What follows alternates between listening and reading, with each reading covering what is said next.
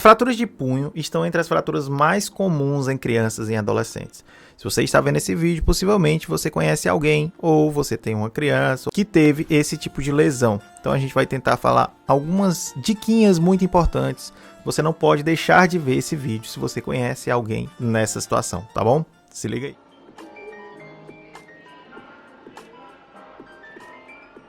Bem, pessoal, meu nome é Giovanni Andrade, eu sou médico, ortopedista e traumatologista e a gente vai falar um pouquinho sobre as lesões ao redor do punho. Eu vou falar principalmente da fratura de rádio distal. Eu vou pegar o Zé Antônio aqui para mostrar um pouquinho o que é isso. Então aqui, ó, a gente está vendo aqui que punho ele é formado por isso aqui, a articulação da mão com o rádio e a una.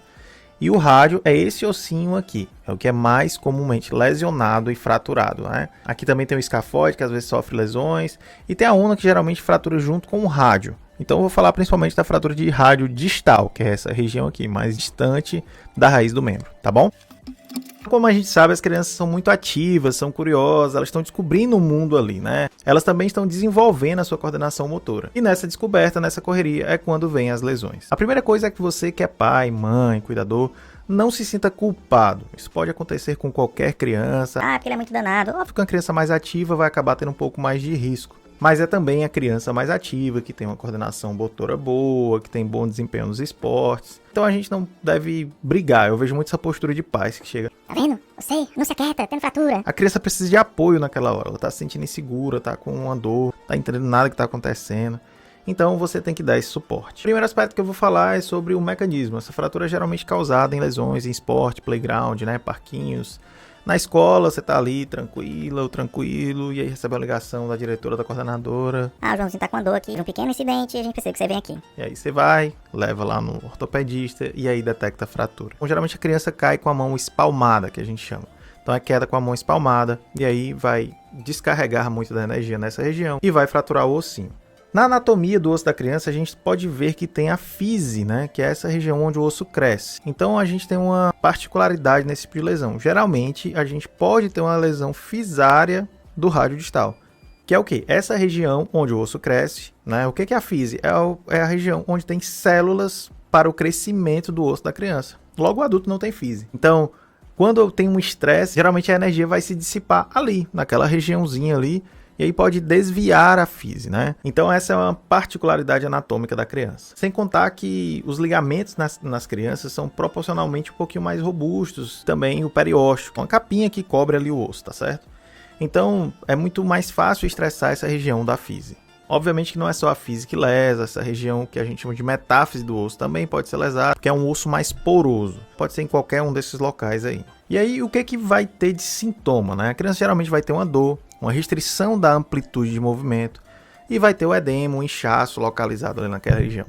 Baseado nisso, o ortopedista ou o médico da emergência vai solicitar uma radiografia e geralmente a radiografia vai ser suficiente para diagnosticar essa lesão e para tratar. Bem, como é que vai ser esse tratamento? Existem duas opções, a cirúrgica e a não cirúrgica, mas o mais comum e cada vez mais ganha espaço, o tratamento não cirúrgico.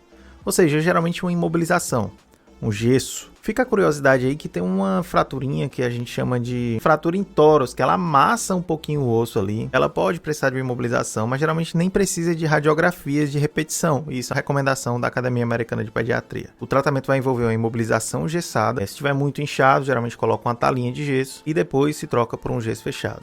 Existem surgindo no mercado aí alguns imobilizadores 3D que são utilizados, né? Eu geralmente não gosto de utilizar esse tipo de imobilização num primeiro momento, só se for uma fratura muito estável, e depois ele pode sim ter algum espaço. Mas como o tempo de imobilização na criança é um pouquinho menor, nem vale a pena adquirir esses imobilizadores. Tem que ver caso a caso e você tem que conversar com seu médico sobre essa opção também, tá bom? Bem, então como eu falei para vocês, o tratamento não cirúrgico, ele tem muito espaço. Antes você vê um desvio assim que você acha que Desse jeito não vai dar certo, vai ficar muito torto. Nossa, como o osso meu filho tá torto. E aí, com o tempo, a coisa vai evoluindo e vai remodelando. Quando o osso cresce, ele tem etapas. Então, primeiro a etapa ali mais inflamatória, que ele cria um processo inflamatório, que vai chamar ali as demais células que vão formando o osso. E esse processo, apesar de ter uma rigidez ali depois de poucas semanas, ele não se conclui com aquelas poucas semanas. Fica mais aí 1 ano a 2 anos remodelando. Então, quando o médico diz, não, é porque pode remodelar, significa que ele vai reajustando para tentar deixar aquele membro mais alinhado possível com a anatomia que ele tinha antes da lesão, tá bem? Algumas coisas importantes aqui a serem consideradas. Primeiro, será que a criança pode fazer atividade física enquanto está com a imobilização? Bem, é óbvio que não, né? Mas tem pais que ainda perguntam isso. A criança pode fazer algumas atividades, não precisa ficar o dia todo assistindo streaming, assistindo TV ou jogando no celular, pior. Ela pode ser estimulada a fazer atividades, principalmente em espaço um pouquinho mais restrito ali, que ela possa brincar utilizando a outra mão, mas sem expor a criança a novos traumas. Por quê? Porque como o osso fica mais fragilizado, você pode ter um desvio ali e causar uma piora da lesão. Geralmente o tempo de tratamento vai de 4 a 6 semanas e depois que a criança tira a imobilização, ela vai readquirindo essa mobilidade e ela pode ir voltando gradualmente para as suas atividades sem grandes prejuízos. Precisa de fisioterapia? Olha, isso tem que ser visto caso a caso, tá? Porque geralmente com 2 semanas depois que se tira o gesso, a criança vai voltando a mexer ali sem precisar de muita fisioterapia. Mas em alguns casos, que às vezes passou um pouco mais o tempo de imobilização, pode sim ser necessário uma fisioterapia. E aí você conversa também com o seu médico. E o que é que pode acontecer com uma fratura de rádio distal, se não tratada ou se não tratada corretamente? Bem, as taxas de complicação não são muito altas, mas como qualquer fratura, pode não colar ou pode colar torto, que é muito mais comum. A criança pode ficar com a dor residual por algum tempo, ou mesmo o tratamento com a imobilização pode levar à lesão de alguns tendões. São exemplos de algumas complicações que a gente vai ter, mas em crianças, graças a Deus, é algo muito mais tranquilo de ser tratado, tá certo? Bem, baseado em tudo isso que eu falei, vai algumas dicas aí muito importantes para vocês. Primeiro, lembre-se sempre que o tratamento conservador ganha cada vez mais espaço. Então, se for indicado cirurgia para sua criança, converse bem com o profissional para você entender bem essas indicações e saber se realmente aquele procedimento é necessário. Converse com o profissional, obviamente, de sua confiança.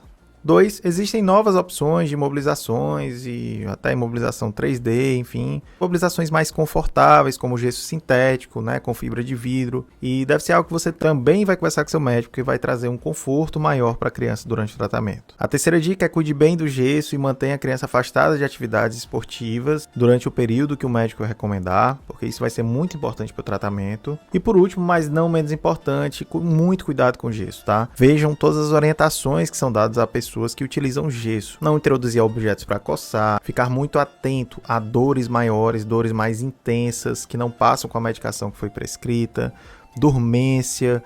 Todos esses sintomas devem chamar a atenção dos pais e imediatamente você deve procurar o ortopedista que te atendeu ou uma emergência se não conseguir contato com ele, tá bom? Então é isso que a gente tem para falar sobre fratura de rádio distal. Se você gostou desse vídeo, recomenda ele para alguém, curte, comenta para gerar engajamento aqui. Pode deixar sua dica aqui para os próximos vídeos, para a gente ir fazendo aí, produzindo material sobre eles, tá certo?